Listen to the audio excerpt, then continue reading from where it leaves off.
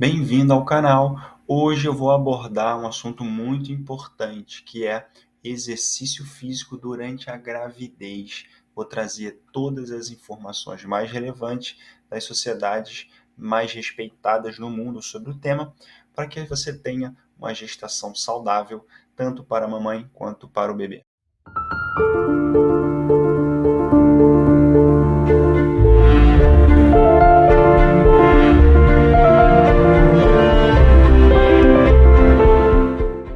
Então, durante a gravidez, a gente já sabe que a prática regular de exercício ela traz uma série de benefícios, tanto para a mamãe quanto para o bebê. Então, a gente está falando de redução de incidência de ganho de peso excessivo, redução de retenção de peso pós-parto, redução de diabetes gestacional, pré-eclâmpsia, parto prematuro ou cesariana e baixo peso ao nascer do bebê. Então, todos esses são aspectos que você vai ter uma maior redução desses fatores. Assim como a gente tem melhora do bem-estar emocional e mental da mamãe, redução do estresse e melhora da qualidade do sono. E não menos, a melhora da resistência física e preparo para o trabalho de parto. E a gente sabe que muitas gestantes reduzem ou interrompem completamente a prática de exercício físico durante a gravidez devido a várias razões. A falta de orientação é uma delas. Apenas metade das gestantes elas recebem orientação sobre exercício físico durante o pré-natal e só 15% são instruídas a parar de se exercitar. É o desconforto dos prestadores de cuidados, né? Então, alguns profissionais de saúde eles não se sentem à vontade para aconselhar sobre exercício físico durante a gravidez, então eles preferem não correr nenhum risco, tá? Então essa falta de conhecimento, a preocupação com a segurança e o medo de prejudicar a mãe e o feto são alguns dos fatores que fazem com que as gestantes reduzem o nível de atividade física. Então, como iniciar um programa de exercício durante a gravidez? Então, se você não faz exercício, será que você deve começar? E você que já faz? Você continua? Você interrompe? Então, o que as diretrizes do mundo falam sobre o tema? Então, a maioria das diretrizes, elas falam que sim, você pode iniciar um programa de exercício durante a gravidez, desde que você consulte seu médico. Normalmente, exercícios leves a moderados. Aqui no Canadá, eles indicam, em caso de gravidez não complicada, mulheres com ou sem histórico de sedentarismo devem ser incentivadas a participar de exercícios tanto de aeróbicos quanto exercícios de força, como parte de um programa de estilo de vida saudável. E isso ocorre no segundo trimestre, tá? No Japão, eles falam sim que recomenda que a gestante inicie o exercício durante a gravidez, só que ele deve fazê-lo após a 12ª semana de gestação, após a confirmação de a gravidez está dentro da normalidade. Na Noruega e no Reino Unido, eles encorajam as mulheres a iniciar um novo programa de exercício durante a gravidez. Ainda eles colocam critérios mais específicos, sessões mais curtas de 15 minutos, 3 vezes por semana, ocorrendo uma progressão gradual para sessões para 30 minutos, 4 vezes por semana e, eventualmente, por sessões diárias. Então, quando a gente junta todas as informações de todas as entidades do mundo, o que a gente observa?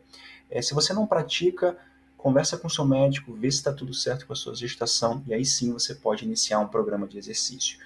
E respeite bem esse início. Cada mulher é única, inicie de forma bem lenta, bem gradual. Então, o que as diretrizes falam sobre a interrupção do exercício durante a gravidez? Então, qual o cuidado que você tem que ter para durante o exercício você interrompa? Então, 6 diretrizes falam que você se sentir tontura ou pré-síncope, se você sentir dispneia, ou seja, falta de ar ao fazer esforço, se você tiver sangramento vaginal, você interrompe o exercício. Outras 5 diretrizes falam que você deve interromper o exercício caso você tenha dor abdominal ou dor nas costas, vazamento de líquido amniótico ou falta de ar excessiva. Então é fundamental que as mulheres grávidas estejam cientes desses sinais e alerta e interrompam o exercício imediatamente caso ocorra esse tipo de sintoma, para garantir tanto a segurança da mamãe quanto a do bebê.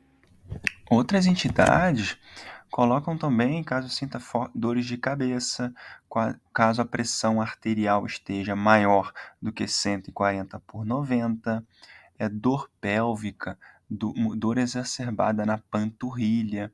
Então, alguns outros fatores também são sinais de interrupção do exercício. Então, fica atento, se você perceber qualquer mudança diferente do normal, interrompa o exercício na dúvida. E o que deve ser evitado durante a gravidez? Então, algumas entidades falam sobre a posição supina, né? Você deitar de costas após o terceiro trimestre, tá? Elas falam que não é recomendado. Outras entidades, por exemplo, falam que se você sentir tonta, náusea, algum mal-estar ao se deitar de costas, você mude a posição do exercício, né, para a posição deitada para o lado esquerdo. Então é importante notar que essas classificações elas são um pouco fracas na literatura. A qualidade limitada dessas evidências durante as suas revisões sistemáticas, então é um pouquinho controversa. Tá? Então, na verdade, você sabendo utilizar essa posição durante o exercício, você pode sim utilizá-la, mas com um cuidado e evitar passar muito tempo nessa posição. Mude a posição para o lado esquerdo. Por que, que a gente tem que evitar essa posição supina, né? No caso, deitado de costas, né? Após o primeiro trimestre ou a partir da 16ª semana de gestação? Muitas entidades recomendam evitar essa posição, mas por que, que isso acontece? Então é devido você ter um aumento do útero, consequentemente essa posição ortostática, você acaba tendo uma redução aí do débito cardíaco e consequentemente isso pode contribuir para uma diminuição do fluxo sanguíneo para o bebê. Então, isso pode não ser muito interessante. Então, modifique essa posição do exercício, como ficar de lado, sentado ou em pé, como uma posição segura. E a gente sabe que durante a gravidez você tem aumentos nos níveis hormonais que deixam os ligamentos mais relaxados e tornando as articulações mais propensas a lesões. Então, evite esportes que envolvam risco de quedas, traumas ou colisões, já que essas atividades podem aumentar muito o seu risco de lesão. Altitude e profundidade, tá? Então, alguns guidelines também recomendam evitar exercício em altitudes elevadas, enquanto outros permitem atividade moderada até certo nível de altitude. Então, evite o mergulho também, pois o feto não está protegido contra a doença descompressiva e a circulação pulmonar do feto não filtra bolhas na corrente sanguínea da mãe. Calor e frio, então evite aí temperaturas extremas, tá? Evite o superaquecimento durante o exercício, e especialmente em clima quente e úmido. E evite também comportamento sedentário, né? Você passar muito tempo numa mesma posição imóvel. Isso pode afetar o débito cardíaco e, consequentemente, o fluxo sanguíneo para o bebê. Atividades vigorosas, né? A gente vê diversas gestantes praticando exercícios de alta intensidade. E aí, será que pode ou não pode? Então, na verdade, algumas diretrizes desaconselham as atividades atléticas de competição durante a gravidez, obviamente. Mas para a gestante que já está acostumada a atividade de alta intensidade antes da gravidez, pode ser permitido continuar assim, desde que elas sintam bem, que elas estejam acompanhadas por um médico durante todo esse processo e também por um profissional de educação física qualificada. Mas mulheres que não praticavam exercício de alta intensidade antes da gravidez não devem iniciar atividades vigorosas. Quais são de fato as recomendações de atividade física durante a gravidez? Então, recomenda-se que a gestação ela não seja o período de repouso, tá? Mas modificação de comportamento. Tá? A frequência de treinamento normalmente se fala ali na maioria dos dias da semana, mas começando com 2 a 3 vezes por semana. A intensidade, eles falam de intensidade moderada. Isso pode ser controlado em torno de 40 a 60% da frequência cardíaca máxima, de acordo com algumas entidades, e não deve exceder 70 a 75% do consumo máximo de oxigênio. Está falando ali cerca de 80% da frequência cardíaca máxima, de acordo com a entidade da Noruega. Tá? Algumas diretrizes mencionam também o teste de conversação, ou seja, você consegue manter uma conversa durante o exercício? Se você conseguir, ok, essa é a intensidade, ou seja, uma intensidade moderada. Entidades aqui do Canadá, da Noruega e do Reino Unido, eles falam uma percepção de esforço entre 12 e 14. A duração da sessão, a gente está falando ali de 30 minutos. É óbvio que pode começar com 5 minutos, com 10, com 15 minutos e você ir progredindo lentamente. Os tipos de exercício, a gente está falando de exercícios aeróbios, normalmente são os que mais são prescritos e os exercícios de força e de flexibilidade. Algumas outras atividades, como natação, ciclismo, yoga e pilates, ela também pode ser utilizada de acordo com o interesse e as condições do participante. Em relação ao treinamento de força, segue essas recomendações. É importante dar ênfase à musculatura do core, que é o núcleo do corpo, né? O centro ali onde estão os músculos abdominais, glúteos e lombares, que pode ajudar a aliviar o estresse lombar e todos os sintomas associados a dores lombares. Então, exercícios estáticos de resistência são muito bons nessa situação.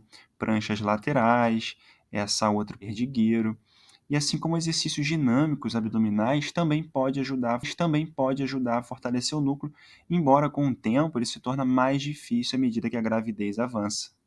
Não há uma frequência ideal do treinamento de força, mas parece que 2 a 3 dias por semana ele é eficaz. Evite treinar em dias consecutivos para que você tenha uma recuperação adequada neuromuscular. Tá? Então, um programa de corpo inteiro, normalmente ele pode ser mais recomendado do que um programa dividido por grupamento muscular. Tá? Então, é aconselhável também realizar um exercício apenas para cada grupo muscular, exceto para a musculatura do tronco, que você pode realizar 2 ou 3 exercícios. Indivíduos iniciantes que nunca treinaram, uma série por exercício é o suficiente. Já indivíduos intermediários e avançados podem realizar de 2 a 3 séries. O descanso entre as séries ele dura em torno de 2 minutos, permitindo com que você tenha uma recuperação total aí da sua frequência cardíaca. E para otimizar a capacidade funcional, né, uma abordagem multiangular, ou seja, você trabalha em todos os planos de movimento, é bem interessante.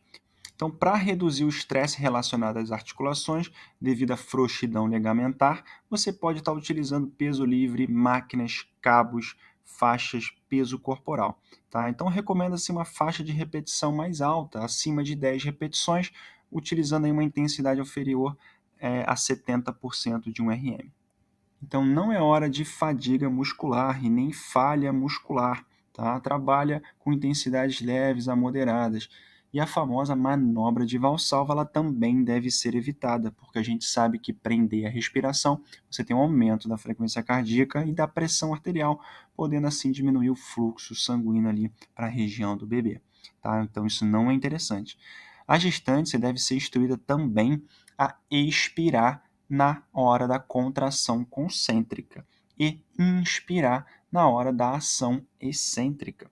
Então, você solta o ar na hora que estiver fazendo a maior força do movimento e a hora que estiver fazendo a hora do movimento que é mais fácil, a hora que você inspira, você puxa o ar, tá? Em algumas entidades também recomenda-se o trabalho de exercícios para o assoalho pélvico, em torno ali de 2, 3 até 4 dias por semana. Então, praticar atividade física, né, durante a gravidez, ela pode trazer inúmeros benefícios para a saúde, tanto da mãe quanto do bebê. Tá? Então, consulte sempre um médico antes de iniciar um programa ou continuar um programa de exercício físico durante a gravidez e, se possível, um profissional de educação física para estar te acompanhando durante esse processo. Lembre-se, cada gestação ela é única e as recomendações elas são adaptadas de acordo com a sua necessidade.